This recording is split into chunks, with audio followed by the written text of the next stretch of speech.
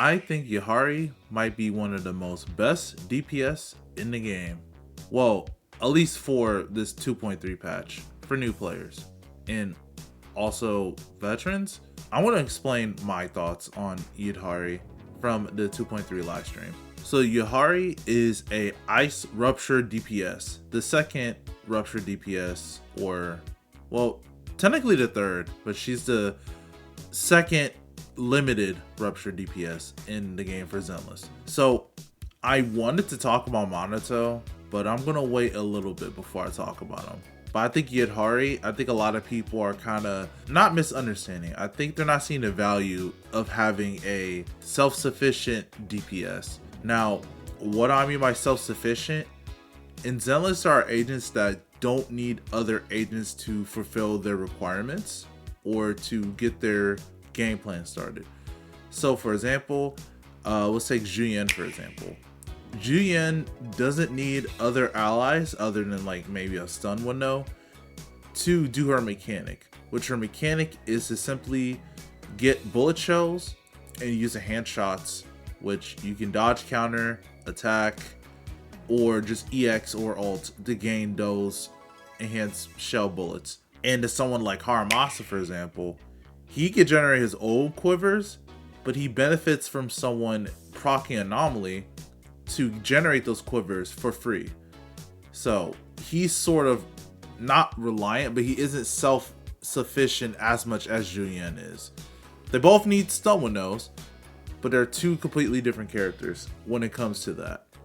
Or you could say some anomaly agents, like Bernice needs another anomaly agent. That's just by design though.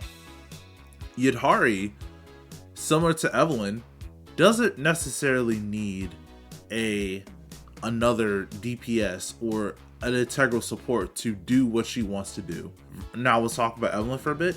Evelyn can get her chain attacks all by herself by EXing at the right time to build her gauge, using her ult, or even just proc your normal chain attack to do her highest form of damage. And she's a very strong attack agent. Now, when it comes to Yidhari, she wants her HP drained to a certain point, and her damage goes up by a lot. Not only that, she self-heals herself and has damage reduction and parries in her animations, which makes her very self-dependent on herself. She's self-sufficient when it comes to dealing damage, which I can't really say about some ages in the game, which I already discussed earlier. It's just like Yishun. She has the ability to deflect attacks and has a lot of good opportunities to parry to deal damage. While Yishun has a more defensive approach, I think Yidhari has a more offensive approach when it comes to defense or parrying enemies' attacks. For example, Seth is an offensive type of defensive unit because his EXs interrupt the enemy. And while Yuzuha's parry or Tanuki Cloak is more reactionary.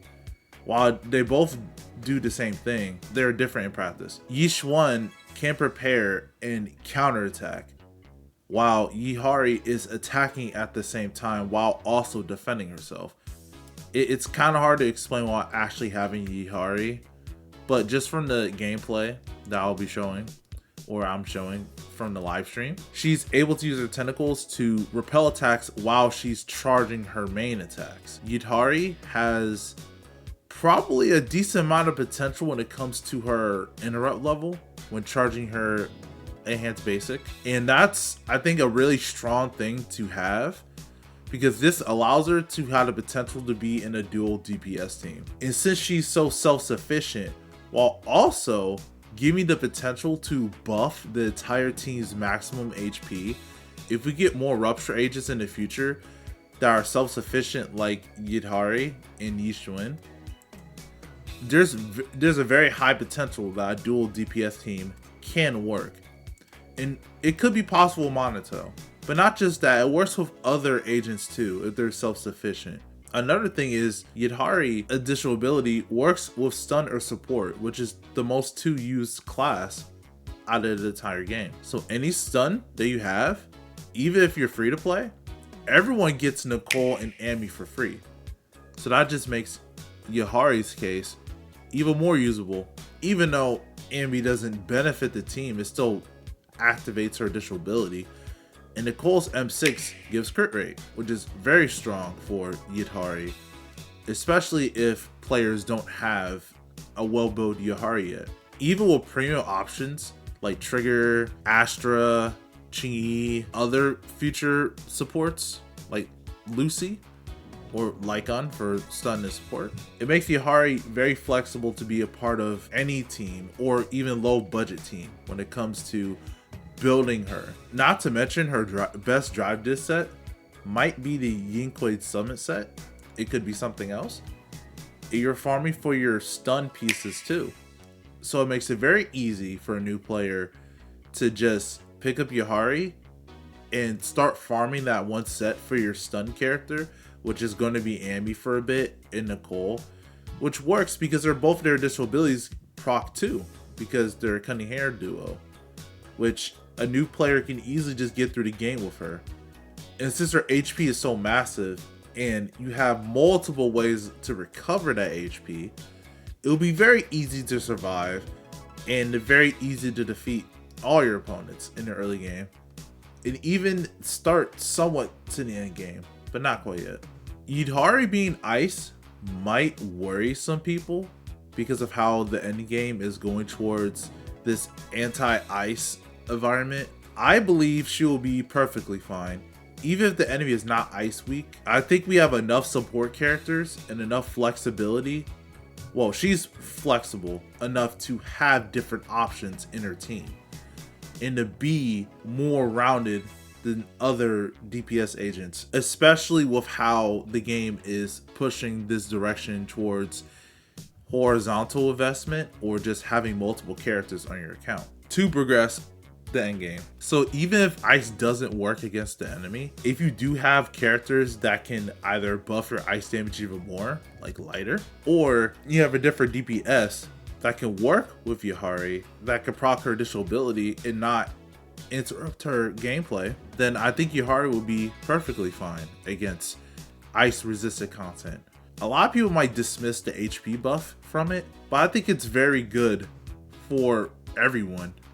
I believe endgame is getting harder, not just in terms of HP, but also how much damage they do. In the latest Shiyu for this patch 2.2, we have Isolde. I don't know why, but it seems like she hits way harder than most other fights. It could just be me though. As a DPS, to not only just buff the team with HP, she's buffing their survivability. Overall, what I'm trying to say is, even though her value might not seem as great, because, you know, a lot of people might have Hugo, Ellen still, with Mindscapes, Miyabi, and she doesn't look as appealing to pull for that player. I do want to mention that with how the game is going towards right now, of them expecting people to have multiple teams, until we get Yidhari or we see more things about her, I think people shouldn't think twice on skipping her, other than you just don't like the unit or you already have 2 rupture agents or you're highly invested into each win. But that's all out of me for today. So if you guys liked the video, make sure to like and subscribe, and make sure to check out my next video. I'm Zenasta. I'm signing off.